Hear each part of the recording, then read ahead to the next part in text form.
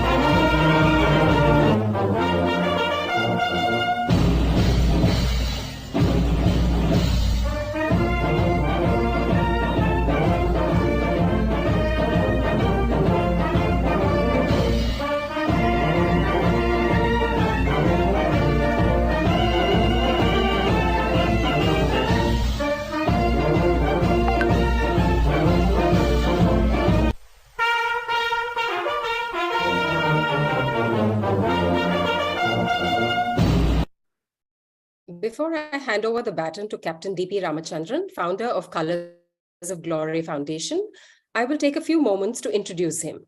Captain D.P. Ramachandran is a war veteran and a military history enthusiast who has authored 3 books and a number of articles on the topic in various publications, besides being the founder and managing trustee of our foundation. Whilst his first book is an account of his first-hand experience as a tank commander in the 1971 Bangladesh War, the second book is a battlefield history of South Indian soldiery based on the article on the military history of Madras he contributed to the prestigious Compendium Madras, that is Association of British Scholars and British Council Division. His third work is a coffee table book portraying a comprehensive history of the Indian Army through battles it fought over the centuries. After serving in the Army on Short Service Commission for 10 years, Captain Ramachandran switched over to the corporate career that spanned 36 years. Talks regularly on the Colors of Glory website. I now invite Captain Ramachandran to introduce the speaker for today's event. Thank you, Aparna. Good morning, ladies and gentlemen. I'm honored to introduce our distinguished guest today, Mrs. Meghna Girish. I would say that she truly is an extraordinary person, not just for her academic excellence or professional achievements, which are highly admirable, of course, but for her courage and resilience to have bravely outlived the ordeal of losing her son and taking forward his gallant and inspiring legacy with absolute dedication, rather than giving herself into despair and sorrow. She has been a gifted all-rounder right from her school days. Although born an army officer's daughter, she had to change 9 schools across India before finishing her schooling in the Kendriya Vidyalaya in Bangalore. She did her B.Pharm in Government College of Pharmacy, Bangalore, winning honors from the Government of Karnataka for being the top scorer of the state. Catapulted to her life as an Air Force wife when she married Wing Commander Girish Kumar, a fighter pilot, and the arrival of their twin children, Akshay and his sister Neha, did not deter her academic pursuit, and she did a master's in pharmacy with distinction from the Birla Institute of Technology and Science, Pilani. In a successful teaching career that lasted 13 years, she worked in pharmacy colleges in Mysore, Bidar, Bangalore, and Chennai, before going on to complete a postgraduate diploma in environmental law from the National Law School, Bangalore, and moving on to NGO health sector. She worked with Action Aid India, both at state and national level, for 8 years, and was later engaged as a freelance development consultant. Invited to conferences within India and to various other countries, she has had several papers published to her credit and multiple awards and accolades coming her way. Meghna takes her newfound identity as the mother of a national hero with a lot of responsibility, having made it her life's mission to take forward her braveheart son's legacy by working to strengthen patriotism and spirit of service to the nation among the younger generation.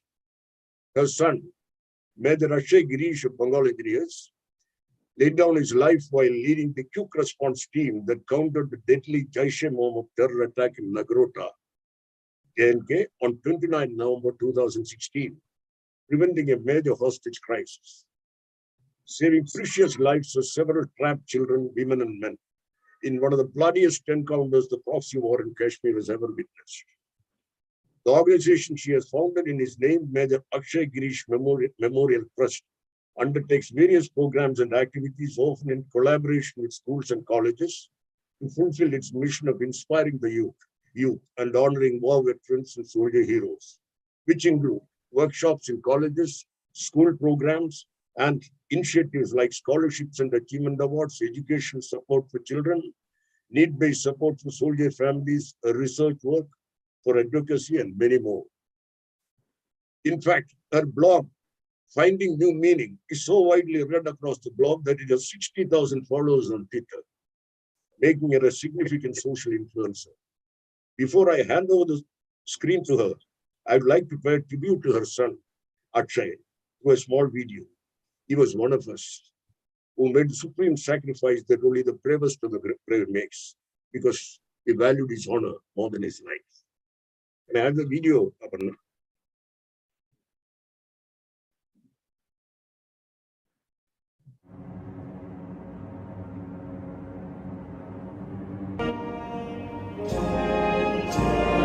Nagrota आतंकी हमले में शहीद major Akshay Girish की The nation will not forget the martyrdom of these 7 brave hearts. Major Akshay Girish Kumar, who laid down his life fighting terrorists in Nagrota in Jammu and Kashmir.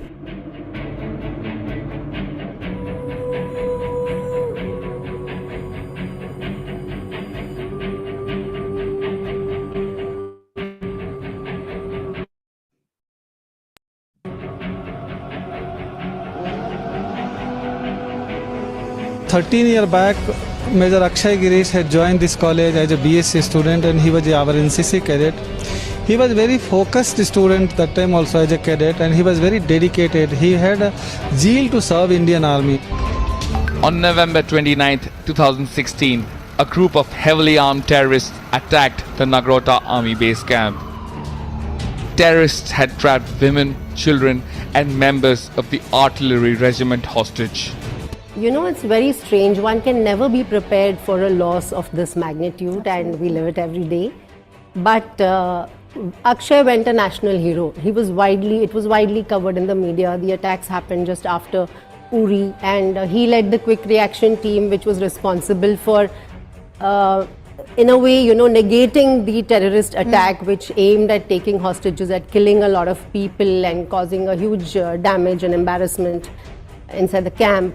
But then the team was so successful that not a single family member, which included women and young children and men, none of them were harmed. Major Akshay Girish was hit by multiple bullets and a grenade was directly launched at him.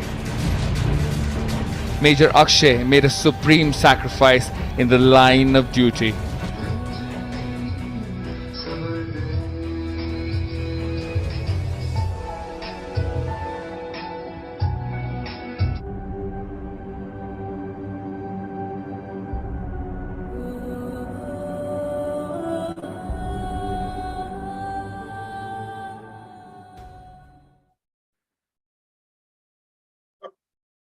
Now, without further ado, I invite our speaker to take the screen. All yours, ma'am. Thank you very much, Captain Ramachandran, and thank you very much, Colors of Glory, for having me today. I'm indeed honored to be speaking to audience, which is, I think, so distinguished itself. And as always, my Twitter bio, which is widely followed, and where I basically, my aim is that people who do not know well enough about our real heroes do get to know their stories. It's widely followed, and over there, I've written Mother of a Hero and Writer of Thoughts. So that's my new identity, and I will be speaking today as well on this. If I can have the first slide, please. This is the last. This is the last, yeah, it's the beginning. Yeah.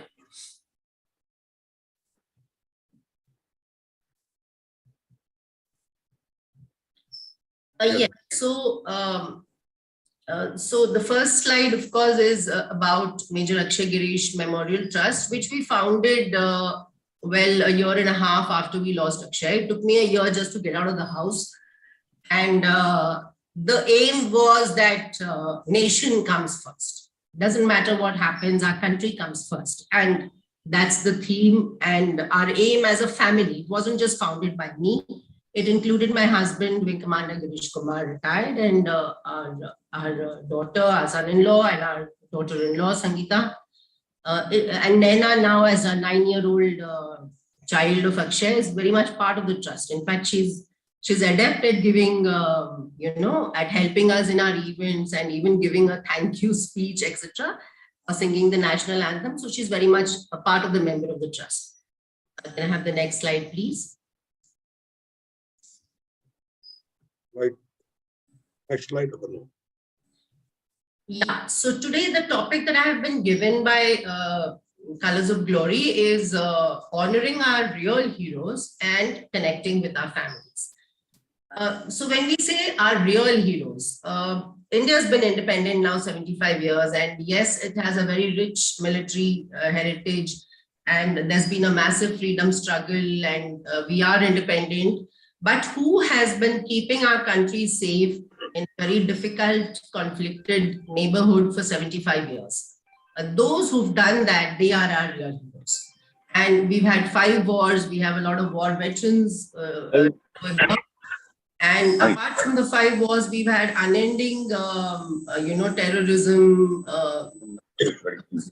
counter-terror operations. So people who kept India safe all these 75 years, and because of whose bravery, because of whose sacrifice, because of whose commitment,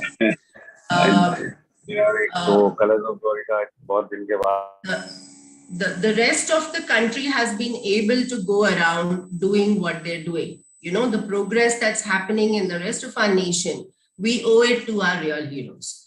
So these are our real heroes, and we, on behalf of Major Akshay Girish Memorial Trust, salute all of them.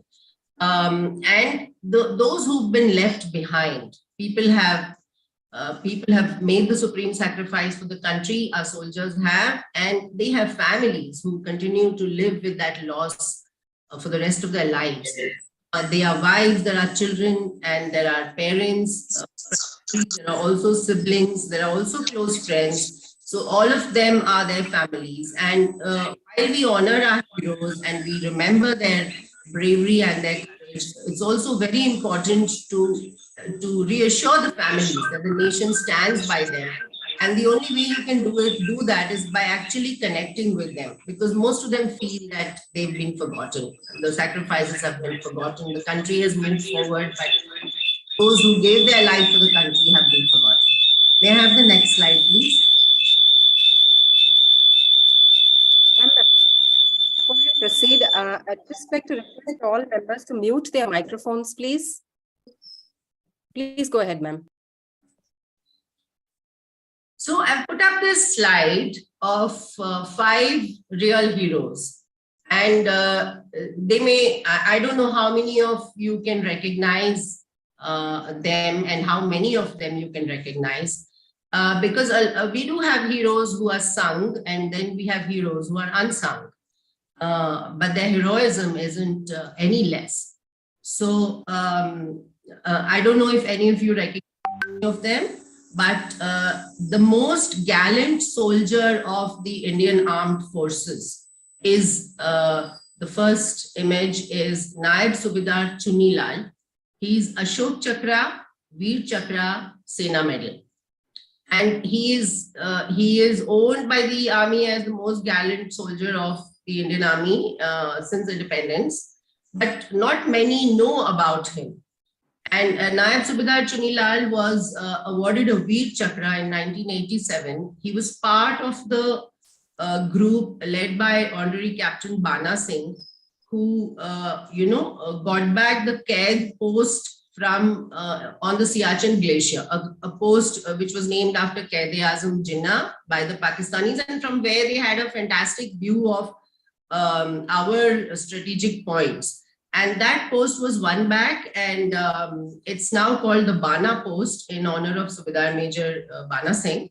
And Naib Subedar Chunilal was instrumental in that fight, and he was, for his bravery, awarded the Veer Chakra. Almost in 2007, so this is about 2 decades later, he was not a young man. He was a Naib Subedar, he had a wife and 3 children.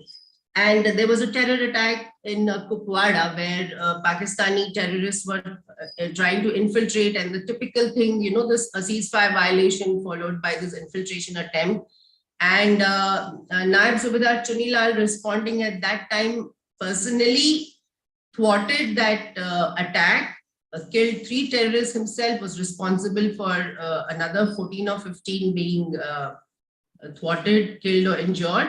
And at that time, he laid down his life in that operation, and he was awarded the Ashok Chakra. He was already a Sena Medal as a young Fauji. So the next image is of someone who's missing in action in the 71 war. Flight Lieutenant Vijay Vasant Tambe.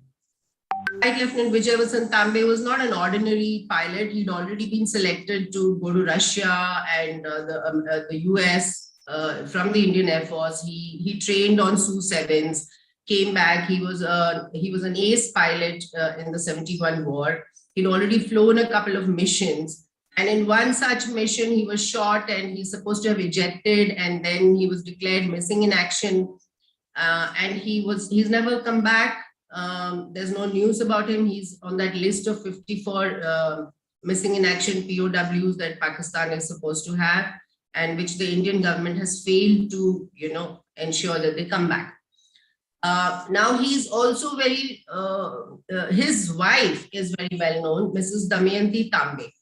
She herself is India's national badminton champion for 6 years at those days, a young wife who spent the next 50 years trying to get her husband back and the other missing in action. Today, she is the president of the War Widow Foundation in Delhi. She's also an Arjuna awardee, and she worked her entire life in JNU. So Flight Lieutenant Vijay Vasant Tambe represents all those other 54 missing in action as well. The next image is of Nayak Gura Singh. Nayak Gura Singh was one of those 30 unfortunate soldiers heli-dropped in Jaffna in 1987. The 13 Sikhalai heli-drop, which was, supposed to be the first lot of 360 who were supposed to be dropped to overcome the LTT and to get them surrendered. But for some reason, information had already leaked. And even before they landed, they were being shot as they were being heli-dropped. The rest of the heli-drop was aborted, but these 30 were kind of abandoned in the battlefield, if I may say so. And 29 of them were killed in action, fighting to the end. One of them who survived 3 bullets and who was taken as dead because he'd fallen down, but miraculously survived, came back to tell that story of bravery, how they fought to the last bullet. Then they tried a bayonet charge. Eventually, 27 were killed, 2 were captured alive, tortured brutally and killed. And Nayak Gura Singh, despite taking bullets, survived, and then the Indian Army managed to negotiate his comeback, and then he told that story. So this image is of that lone survivor, and he ought to be celebrated because, I mean, come on, you have to be a real hero to be able to survive all that and come back. But he's again forgotten in a small place somewhere in Punjab. And the next one is Captain Naveen Nagappa. He's a Kargil war hero. He's better known as the colleague of Captain Vikram Batra. In fact, he was the one holding on that bunker position all night, and then Captain Vikram Batra came in and he was badly injured. His legs were blown up by grenades and he was evacuated at that point of time. And of course, Captain Vikram went on to sacrifice his life and regain the post. He's also a Karnataka hero, and it's wonderful, wounded soldier, battle casualty, disabled warrior. They should be celebrated. The last image is of Head Constable Sanjeevan Singh of the Jammu and Kashmir Police. He was part of the operation where they said, militants are surrendering in the house. All this, these are false traps that are actually given. The father of the terrorists said, oh, they're going to surrender. So Colonel M.N. Rai went trusting that, and then they opened fire at them. And Captain Sanjeevan and Head Constable Sanjeevan Singh actually fired back, killing the terrorist, while Colonel M.N. Rai was also killed in action, and both of them laid down their life. He's a Shaurya Chakra, and he's from a village in Bhadarwah. So these are all India's real heroes, unsung maybe, but no less than any of our sung heroes. And we make an attempt to connect with them, with their families, and to honor them. Can I have the next slide, please?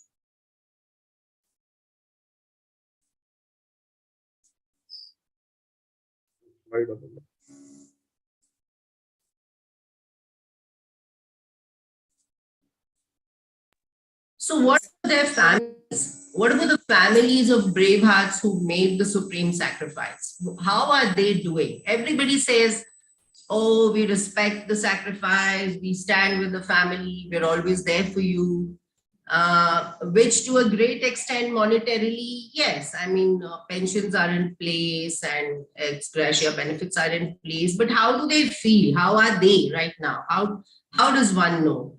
So when we started our, the trust, our aim was to take forward strengthening patriotism amongst our young people. Because if India has been safe all these years, it needs to be kept safe for the next so many years. And it's only our youth who can do that if they are inspired by heroism. So that was our aim. But as we started traveling, meeting people, we realized there are so many issues which are connected to the families of brave hearts. And these issues started reaching out to us. It was not we reaching out to them. Those things came back to us. And we just felt we had to respond on a case-to-case basis. One of the first cases was the lady who's in a hospital bed. She's M. Devi. She's the wife of Sepoy Muniappan, who laid down his life in Operation Orchid in Manipur almost 25 years ago. That's his daughter behind him. The wife was barely in her 50s, struggled to bring up 3 children, and then she unfortunately was terminally ill with cancer. And there was a site which the government was supposed to give her in her husband's honor, but which hadn't yet been given. And how we met her was also very strange. Her son had a road accident on a scooter. And because he was about 25 years of age, he was not eligible for the ECHS treatment. So the daughter reached out through we have a Veer Parivar WhatsApp group, and she said, I need help. So we offered to pay his medical expenses, which was well over 1 lakh, because he had 7 bones in his face, which were broken. And then we got to know that, oh, the mother is dying, and oh, this site hasn't been granted. And so we got into the act. I somehow took it upon myself. I wrote to the chief minister. I tagged Rajiv Chandrasekhar ji, who was an MP, independent MP at that time. And somehow things fell in place. The government of Karnataka responded immediately. The allotment letter for the site was delivered to Srimati M. Devi on her hospital bed 2 months before she passed away. And it's been registered in the names of her 2 children. And that sort of set off, this was about 3 years ago, and then that sort of set off a chain reaction. We started traveling around, meeting a lot of other families as well. And we also connected by volunteers who do this. One of them is Vikas Manhas, who came to our house after we lost Akshay. And with him, we've also, moved around quite a bit. So there, we donated blood through our trust and all that, but Devi M couldn't be saved. But she was so grateful, so grateful that the site for which she was fighting, and she kept saying that my husband gave his life and my children have nothing, after us. That has happened. The next picture is the family of Head Constable Sanjeevan Singh, one of the heroes whom I just spoke about earlier. That's his wife Manju and her 2 children, extremely bright. She works as a teacher. She's surrounded by a very loving family of in-laws, a very proud wife, a Veer Nari in the true sense. So sometimes the stories are very nice, very uplifting as well. So you go there and you just express respect and solidarity, and no other help is required. The next image is parents of Naib Subedar Chunilal. This was a real eye-opener. We go there and they lost their son, the most gallant soldier of the Indian Army 15 years ago. And the father had a fall, and they had to take a loan, borrow money from here and there, 1.5 lakh rupees, to get him treated at a private hospital in Katra, the Narayana Hridayalaya, because they didn't have ECHS cards. This really hit very, very hard. how can parents not be family? How can an organization or a nation say that, this next of kin policy and parents are, they're neglected? And there are many such parents. So then we went around, initially I raised the issue with DIAV, and 6 months later, they still didn't have an ECHS card. And then somehow one of those days I put it on Twitter saying that they don't have this. Then everybody started contacting, I started getting calls and saying, why did you do this on Twitter? You could have told us, etc., etc. End result is they've got their ECHS cards and people offered to support them as well. And they are very, very happy to be, for people to just come and speak about them and respect them. Because the fact remains that they said, look, our son did make the supreme sacrifice, but then we've lost everything. And then if once we've lost him, then how does it matter how we live or what we live, which I feel is very wrong. I really think the nation owes parents just as much. And it can't be that marriage should not take away the relationship between a parent and a child to the extent that they are neglected. The next image is of the parents of a very young braveheart, Sipai Vikas Bharadwaj. He was part of that unfortunate ambush of the 6 Dogra bus in Manipur, which was blown up, I think, early 2016. And he was just 22 years old. So we went to his village. It's in Himachal Pradesh. Most of them are in very remote areas. And the parents are proud parents. They've raised a national flag on top of their, the top point above their house on the hill. And he was their only son. It's not like, rural folk have 3, 4, 5 children these days. He was their only son. So they're grieving. They're just happy that somebody comes and pays respect to their son. The last image down is Lieutenant Triveni Singh, Ashok Chakra. He, again, a huge hero. He was responsible for killing terrorists who'd attacked Jammu railway station in 2004. And they'd already killed, I think, the first 5, then a 7. The casualties kept mounting. So many passengers, commuters over there were injured when Lieutenant Triveni Singh led the QRT. His menu for the wedding was being discussed at home when he was, fighting the terrorists, and he laid down his life. So those are his parents. And we were driving through, we were giving Akshay's car to his unit, actually. And we were driving through, meeting a lot of bravehearts, and we called it a pilgrimage of a different kind. We were meeting these families, all of whom very proud families, all of whom pain in their pride, and whose family members had made the supreme sacrifice for their country. So this is just a snapshot of some of the families, diverse people, diverse spaces, which I just wanted to bring to you. May I have the next slide, please?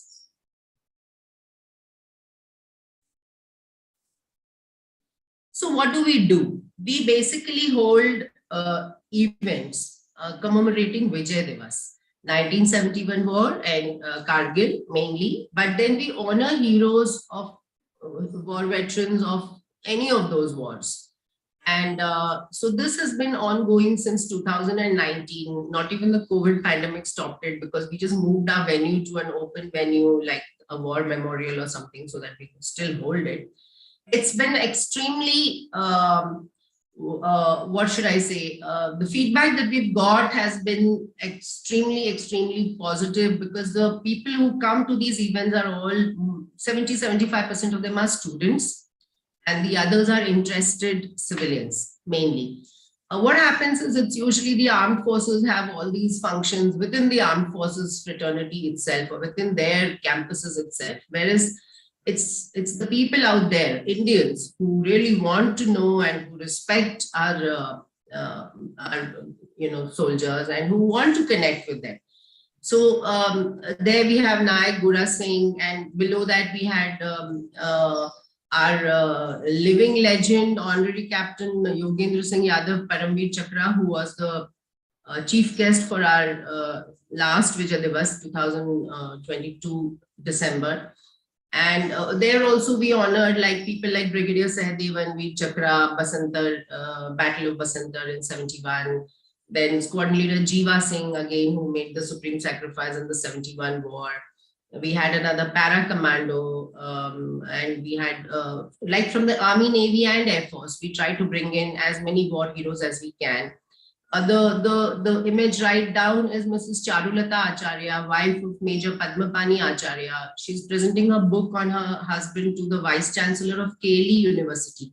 We do try to involve educational institutions, and it's been a very positive response that we've got. And sitting behind a very, lightly visible is Lieutenant General Sardesh Pandey. Recently, we lost him. He's again a very well-known general of, who commanded a battalion in 71 war and who commanded a division in IPKF. A person who really spoke out very clearly, stood for his men. And so these, and up there is Wing Commander Gilawat Veer Chakra of the 71 war with two little children. One of them is my granddaughter Naina. And of course, this is the audience of students. And so a lot of war veterans, and the reaction that we've got from some of the veterans, we always make an effort to ensure that it's not only the officers, but also the JCOs and the other ranks who are felicitated, because many of them feel that nobody's even asked us about our role. We fought, we took bullets, but no one really has bothered to invite us or felicitate us, unless maybe they were, a very high gallantry or whatever. So we've made that effort to do so. And other part of our work is for people to know about the battles and the wars fought. So we've had the Operation Trident of the Indian Navy being narrated by a naval war hero himself.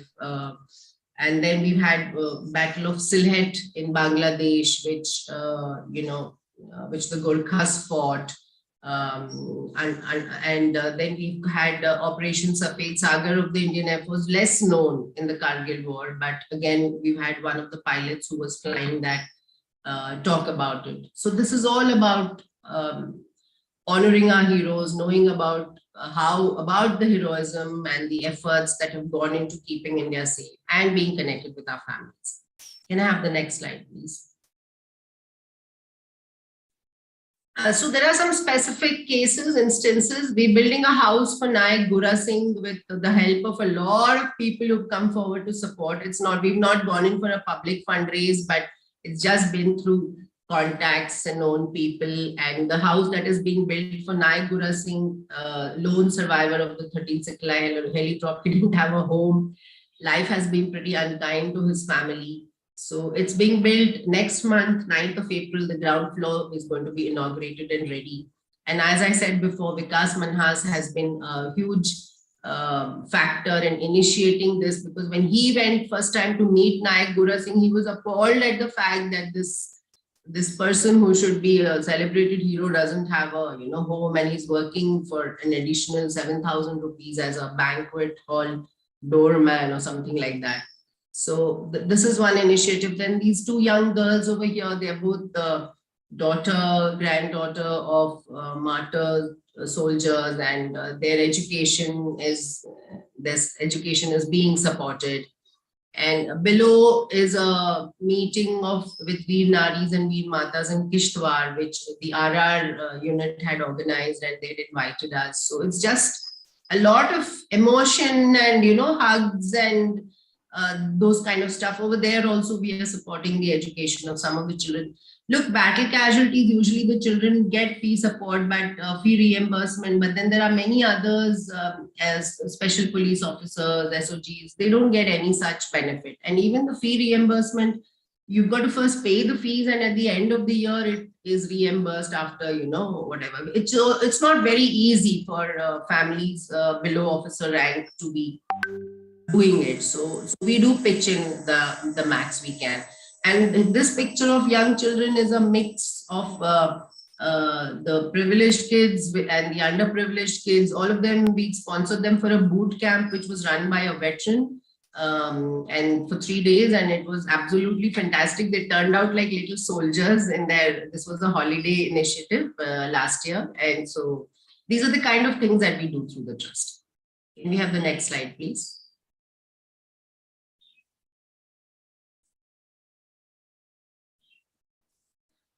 So that's it in brief. Honoring our heroes and connecting with their families. I mean, the number of stories that are there, each of them could be 40 minutes, so it's not really feasible, but I just wanted to give a snapshot.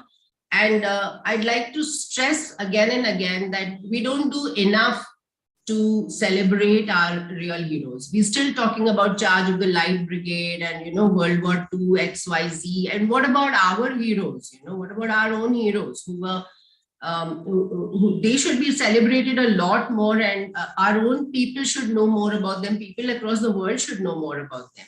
So I think we're all in this together. I know Colors of Glory is there like this, and there are many other groups and foundations which are doing this. But when it comes to the families of braves, the families of disabled soldiers, I'd like to say that, yes, I did initiate 2 very major studies. One of them has already been published in the USI journal on the ground realities of families of fatal battle casualties and their gaps and challenges in their access to entitlements and benefits. And this has been well accepted.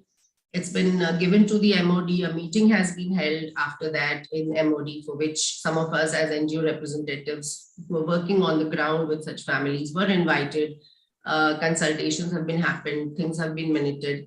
And one group which does stand out as completely neglected is parents of married soldiers, because somehow they don't exist. And we've also met the army chief, and the other day, just last week, we had a meeting with the Adjutant General, who said that they discussed the paper that we've submitted for 3 hours, and they agree that in principle that, they will do more. Because basically what parents feel is we don't even get a condolence letter. It's not always about money, it's also that you don't even get a condolence letter saying that we are proud that your son made the supreme sacrifice. Parents of married bravehearts just don't. It's just a next of kin policy, a very westernized concept, I think, which is very different from the ground realities in India, where parents and children are kind of family for life. So that's one neglected group. The other study that's ongoing, and which the first draft is done and which should be completed by June, is on ground realities of war disabled soldiers and gaps and entitlements in their access to benefits. So that has been an eye opener for me, because I was not connected to war disabled soldiers until I was given this study by War Wounded Foundation and USI. And it's been amazing again to connect to so many, lot of very positive stories, some very heartbreaking ones as well, but that's for another day. And I do hope that we will be able to raise the consciousness and advocate collectively, because I think a country has to come together to, a lot of voices are required to make ourselves heard, to make a difference in the lives of those who've been neglected. Thank you, and Jai Hind. Thank you very much, Madam. It's been quite an eye-opener. I mean, you're the extremely noble mission you've taken on. I mean, we are doing something in Colors of Glory, but we sort of focus on just inspiring the youth. But you've gone a step further, looking at the families, which takes a lot of effort. And I must credit a lot of young volunteers who, who've been part of our efforts, whether to do surveys, whether to come along, whether to bring up their stories in different places. And obviously there is a connect, because they doing it despite working or studying, etc., for absolutely no benefit. That's a very positive sign in our country. Thank you very much. It's been very inspiring. Ladies and gentlemen, if you have questions, I'm sure she wouldn't mind answering those. Kindly stick to questions. I mean, it's long statements. So let's have an interactive session. The floor is open. Please go ahead. Ma'am, how is the support by the current government? I mean, are they just listening, or are they listening and acting? How is it? When I met Rajnath Singh ji with the thing, he said, "Main isko padunga or CDS ko dunga," and unfortunately, we lost the CDS in that crash. But then we did manage to get across to the army chief, and they've been very positive. So they said, but we don't know how the government will react. So my point is that the government, I really don't know, how do you access directly the government? I have a feeling that the government will be fine if the forces recommend certain things, as long as there's no additional burden maybe on the government. And actually there isn't. A lot can be done without any add-on, right? So I'm hopeful. I think whatever one does with hope. You start something 5 years down the line, somebody else will also, add to it, and hopefully things will get better. I do know that in some states, a lot of positive things have happened, and small little things like, they might seem small to us, but they're important, like retaining of accommodation by a Vednari has been increased from 2 years to 3.5 years. And for an additional 2 years, if the child is in a board exam, small things.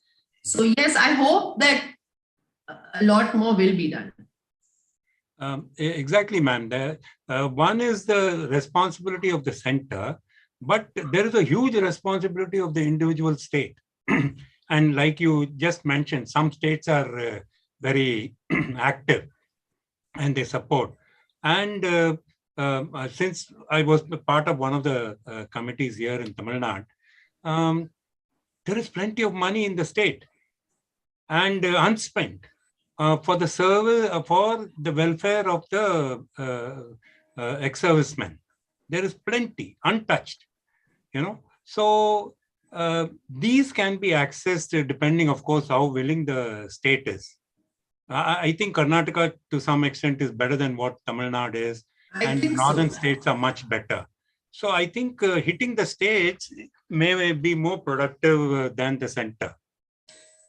The other thing I feel, Marshal Vartman, is that the armed forces themselves also need to push. Yes. They need to also accept that there are gaps, and they need to push. Because after the Kargil war, a huge amount of benefits went to all of them. Because I think General Ved Malik also went around meeting various politicians, ministers, CMs, and things like that. And they really did a lot. Again, after that, things went down. The same thing, another battle casualties family hasn't benefited in any, not even 10% or 20% of what. Like similarly, Pulwama attacks, there was a huge media hue and cry. Those families got a lot. And then somebody else is just, so there's no uniform policy. There should be a uniform policy. And the center should tell every state, this is the bare minimum. You can't have a 5 lakh ex gratia in some states and a 50 lakh and 1 crore in another state. It's very hurtful, because every soldier's family feels that our soldier gave his life for the country, not for his family or for his state.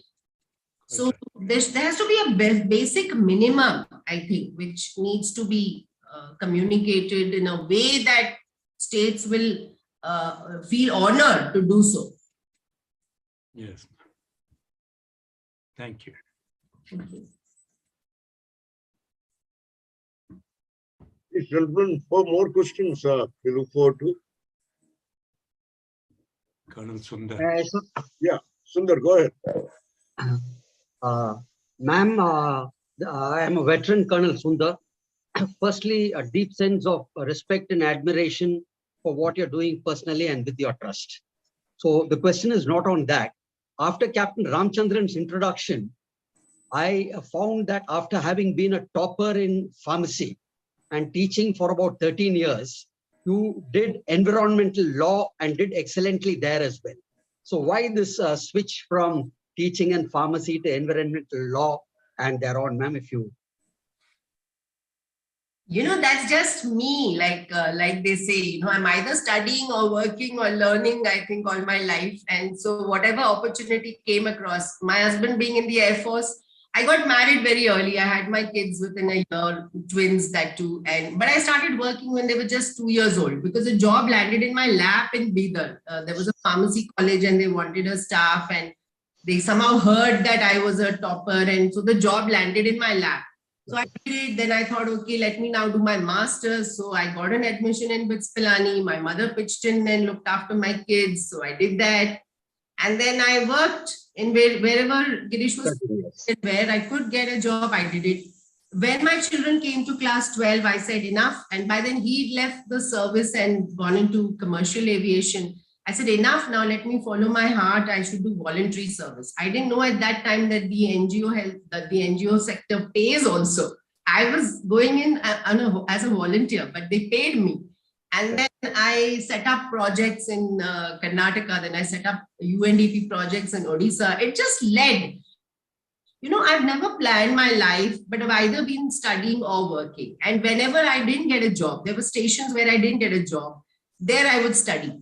So then when Girish left and he'd come back to Bangalore, then he joined JET, I decided National Law School was calling for people who were already working in other places to, do a PG diploma in 3 or 4 different courses. One of them was medical ethics, but somehow, though pharmacy being pharmacy, I should have done medical ethics. I suddenly got interested in the environment and I said, I'll do environmental law. So it's totally unplanned. I'm just a learner for life, I think. That's all. Fantastic. Thank you so much. Thank you. Ma'am, I have one more question. What is the support from the corporates? Are they responsive? Frankly, Emma Vartaman, we have not put out a donation link or anything like that. We do not look for funds.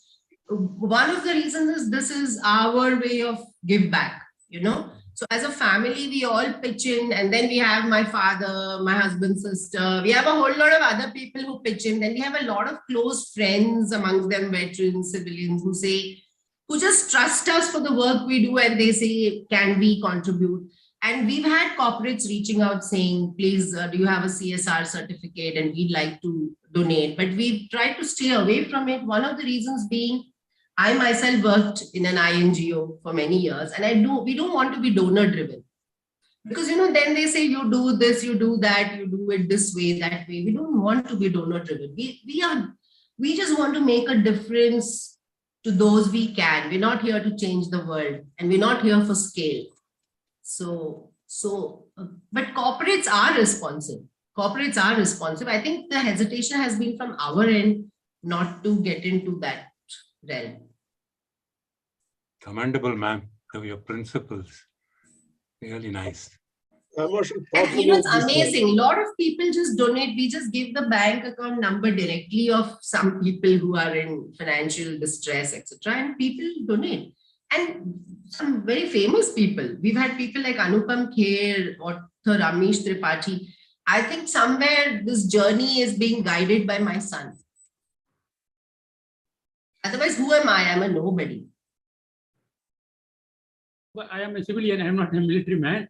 I have got one small question. Whether life insurance is there in the army, suppose any soldier, any dies, we should get a hefty sum so that his family, children are taken care of. If it is not there, why not introduce? That is my question. It is there, sir, very much there. It's called an AGIF fund, and every soldier who gives his life in battle gets a larger sum, and those even physical casualties and other casualties get a smaller sum. So it is there, but it doesn't take, you see, a soldier who gives his life in battle is very young. He's between 20 and 30, 32 years of age, usually. The family has a long way ahead.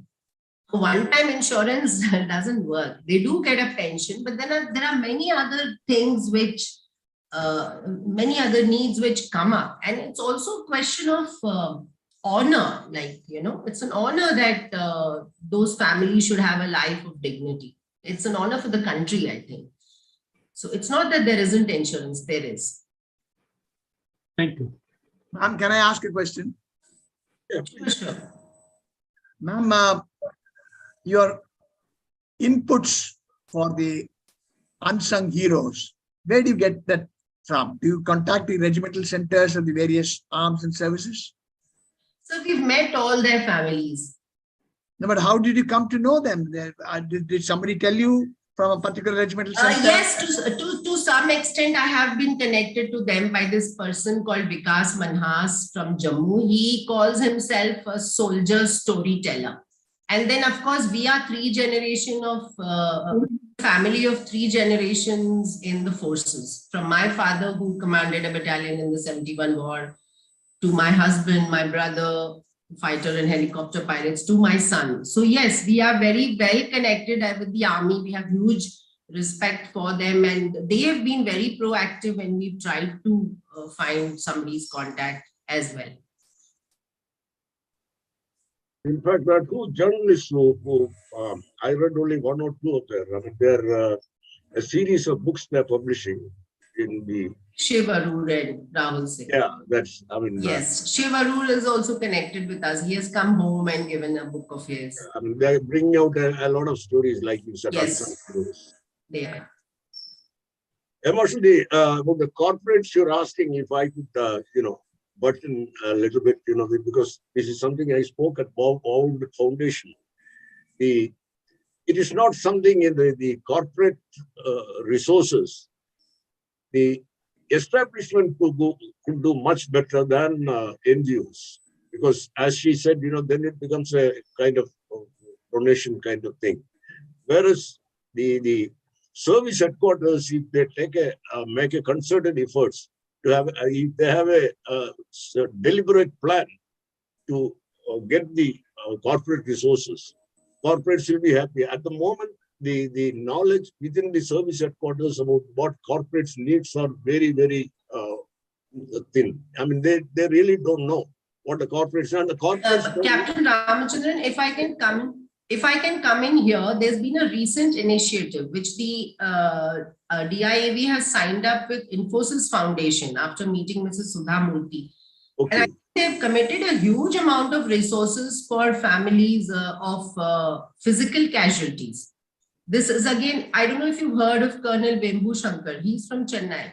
Vembu Shankar, I know. He's Yes, here. yes. So so there are many such people working, and I think this has been a very good initiative where they've signed up with corporate to support families of physical casualties, because they do not get the benefits like battle casualties. Families of battle. Yeah, those who are injured or suffering Yes. other than combat situations. Yes, that's Yes, what. so I think the army definitely has opened up to this thought process. The fact that we also have been in meetings, etc. And the MOD also themselves, Secretary B. Anand had called us for a meeting last February, minuted it. So I think there is definitely an openness in this, and social media is playing a big role. I must say that. So Yes, of course. Yeah. What I was meaning is this: the service headquarters, if they take more interest in this, to involve corporates, we could get a lot of support from them. Right now, there's total ignorance on both sides. I mean, they don't know. I mean, apart from this, what do you call it? Looking after the welfare, there's a question of re-employment. Re-employment. There are plenty of job opportunities within the corporate in the corporate sector, which we are not exploit because they don't know. The basic feeling in corporate sector is an ex-serviceman only fit for a security guard. So this is a very unfortunate situation. They got to be educated. These guys are capable of doing much more, and the armed forces have to make some kind of orientation program. After all, a guy is serving for 20 or 25 years. At the end of which, at least 1 year can be spent to prepare him for his life in the civil. There's some kind of orientation program can be given. So now what I'm saying is, it is not just should not be just left to NGOs or something. The service headquarters, all of them, Army and Air Force, they must make an effort for this.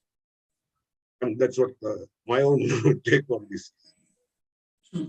Any more questions, gentlemen? I'm sorry, I went on to make a statement instead of. Please. If you have. Sir, may I? Yeah, please. Ma'am, this was regarding the lone survivor of 13 Sikalai to whom you rendered so much of help. And you also said about the social media, that's why I'm bringing it up. About 6 months back, there were messages in the social media on WhatsApp regarding the condition in which this soldier was. So what I did at that particular time was the Chief of Army Staff who retired, General Narabane, and Anbu was the previous Vice Chief of Army Staff. Both were from Sikalai and both were coastmates of mine and good friends. So I approached them again on a very personal basis asking, I mean, is this happening? Is any help being given from the Sikalai to which regiment the soldier belonged? And I immediately got a response from the MA to them saying, yes, we are aware of the situation and it is being taken care of. So did the Sikalai Regimental Center or anybody actually do pitch in along with you to help the soldier, ma'am? My information is that the Sikalai, the current Sikalai CEO is very happy that we pitched in and we're doing what we're doing. And there are many cases where people are having, soldiers are having tough times. No unit can really have the kind of, to respond to all of them. So we have very cordial, understanding on this, but the need and the issue was genuine. We had verified it and we have responded on our own. This is not to point fingers at anybody. No, I got the point. Yes. Thank you so much. Thank you for that. I think it's time as well. 12. There's one question coming in on the chat box from this is from Commander MD Menon. I'll just read it out. What can overburdened top echelons decision makers in uniform do for war victims? Would you have something to say on that?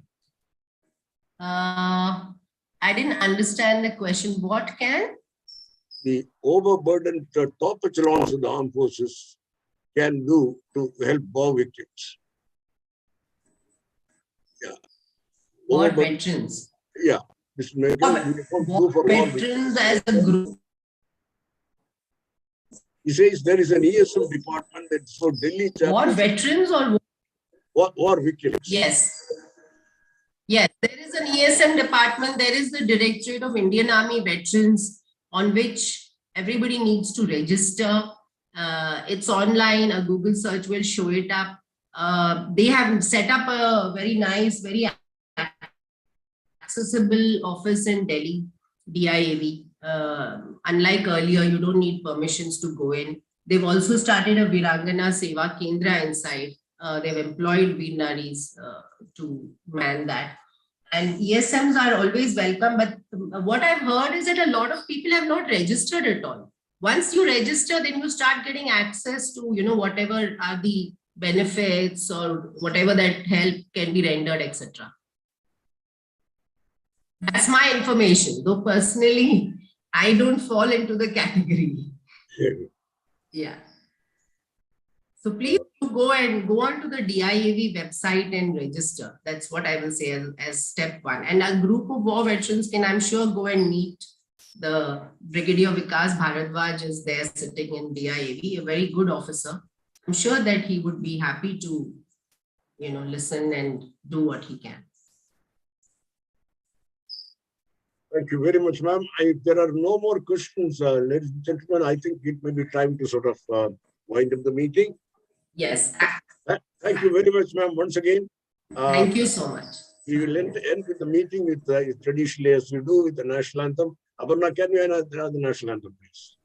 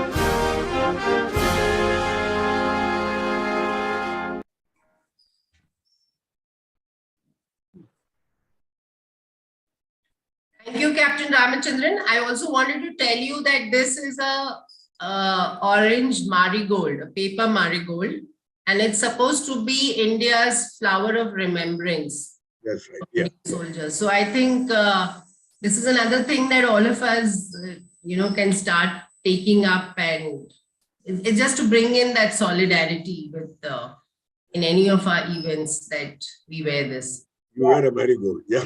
Good Yeah, suggestion. that's available in the Amritsar Museum.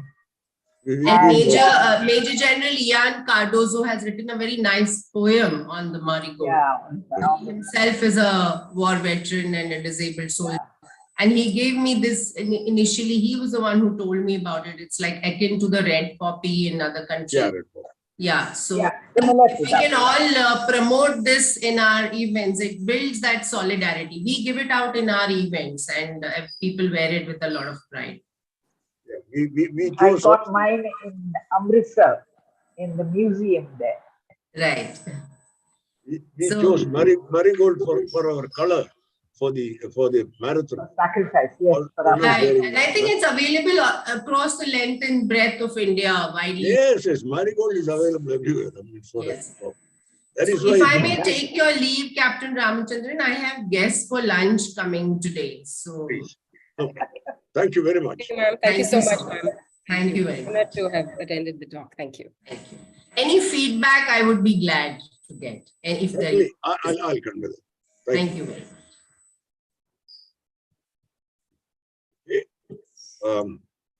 Yeah. Thank you very much, ma'am. We'll be in touch. So you need to stop the recording and the live stream. Yeah. I got to